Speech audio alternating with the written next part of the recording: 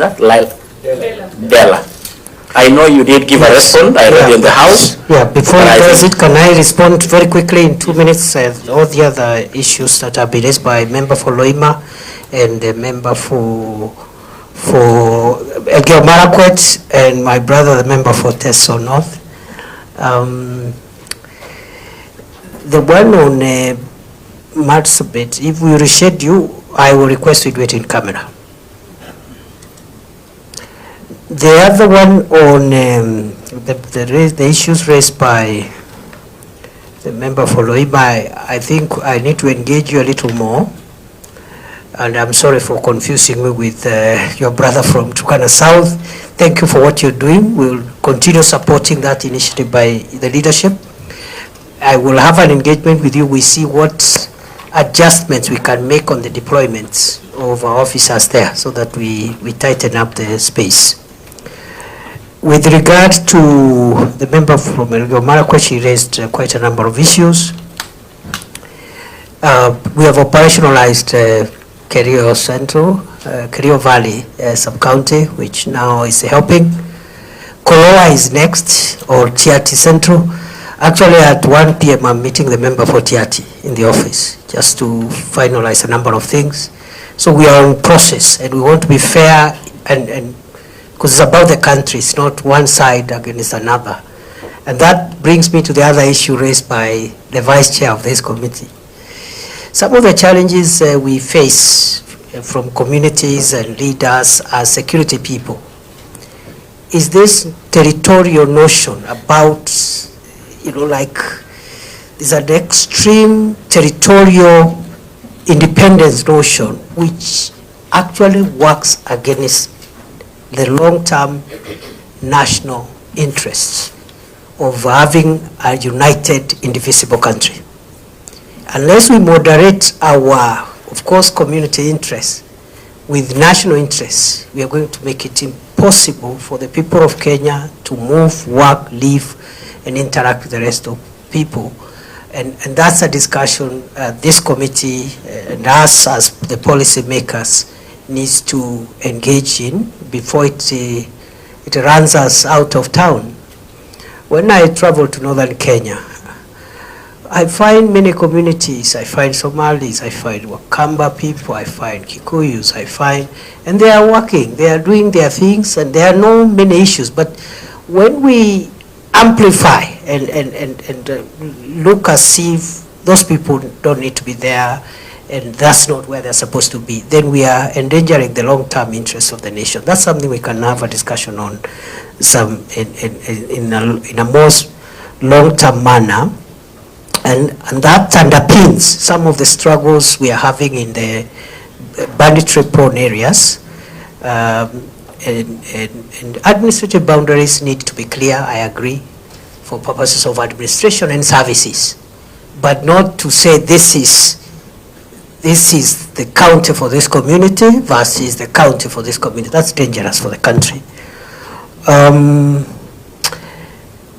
And so I agree that when I took over the ministry in phase 1, the situation in northern Kenya, Boni Forest, was extremely volatile, and I made very many trips without involving local leaders, deliberately. First, it was very emotive.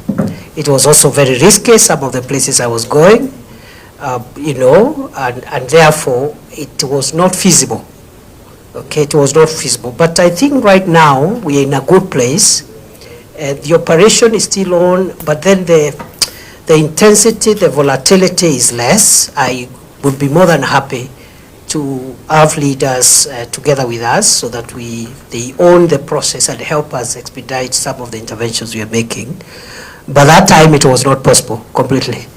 And also, when you have serious security issues, political leaders tend sometimes to support some of their people because some of the criminals also have votes.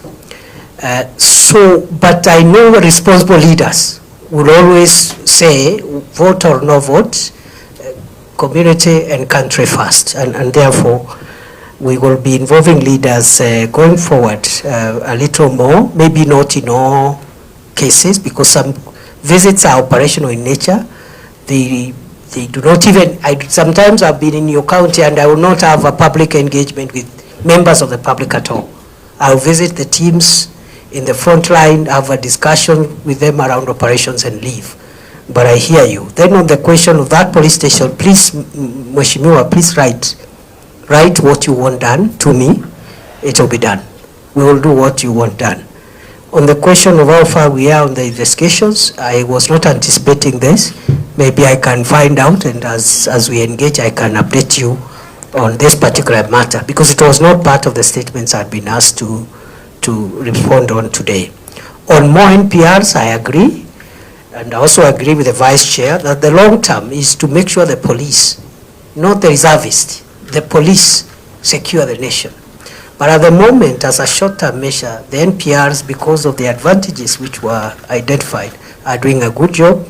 We are constrained. We cannot give all the requests. I know Marsabit has a request, Wajir has a request, Tana River has a request, but we'll try and make sure that we continue enhancing the capacity of NPRs. Then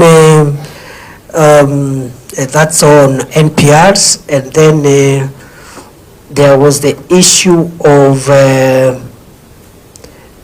from again the Vice Chair of the committee on criminals who are known, not action not being taken. Actually, we've made a lot of progress.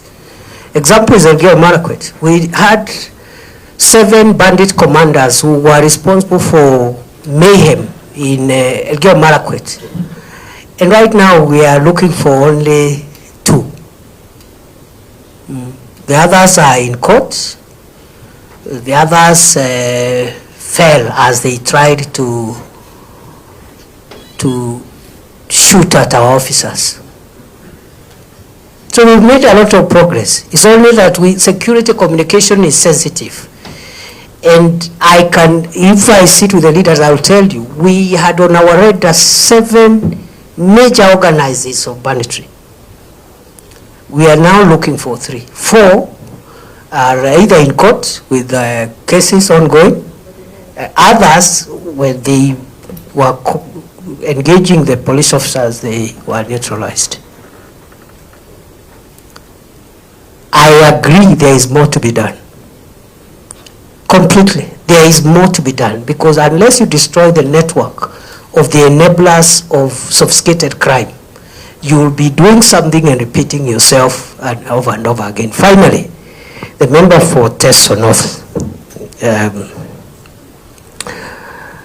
who did not declare interest, that he was also my student sometime.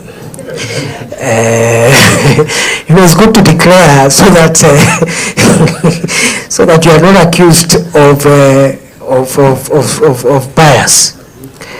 I've been to West Pokot 3 times, but not after my reappointment, before. I can say this without fear of contradiction. I have visited all the 47 counties of the Republic of Kenya, some multiple times, some 7, 11, 14, 20. The highest is Lamu, where I have been 21 times in 21 months, mainly in operational visits and covert visits, very few public. So I have been to West Pokot. I have provided NPRs for West Pokot County, a good number. They were trained, deployed, just as I've done for Elgeyo Marakwet and other counties.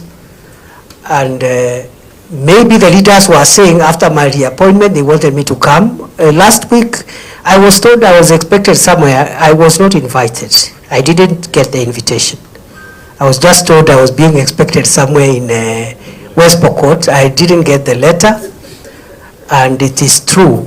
Dealing with the aftermath of the attempted overthrow of the Constitution of Kenya by criminals and dangerous people who almost burnt the Parliament of Kenya, we have a job to do, and we are not going to relent. I know there are people who want to politicize that exercise. We will be extremely firm and neutral. And I am informed by DCI that high-level prosecutions will ensue any time from now, of including political leaders who financed, and we have evidence they financed people to loot shops, to kill Kenyans, expose them to danger, and we cannot countenance the kind of mayhem we saw in July and June, for whatever reason. And that's why I've said this job is a bit, it's a very unpopular job. We will do it. So we are going to prosecute high-level people who assisted criminals to harm other people, to destroy infrastructure. And they even made an attempt to actually bring down such a serious institution like the Parliament of the People of Kenya. I submit. Thank you so much, CS. Lastly, Waziri, I had mentioned to you that we discussed and we had a supplementary question, which of course you did reply, and I read the reply in Parliament. But taking into consideration the public interest in it, the missing of an MCA in Wajir County. So I don't know what different... Honorable Chair, I have not gotten that request for a statement. I'm just hearing it today. The first time I heard about it is through you, Chair, when you told me the member for Eldas would request an answer, a response on that. I want to plead with the committee to give me time to prepare a statement. I'm aware of the matter, but I need an updated, verifiable statement. I am aware of what happened, and I'm aware that some progress is being made to make sure there is accountability.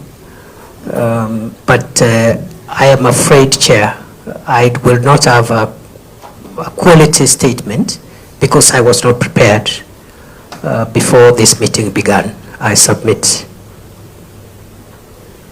Maybe I will give Kenan to respond, Waziri, but I think I was honest to say that you did reply the first statement, which actually the members were not satisfied.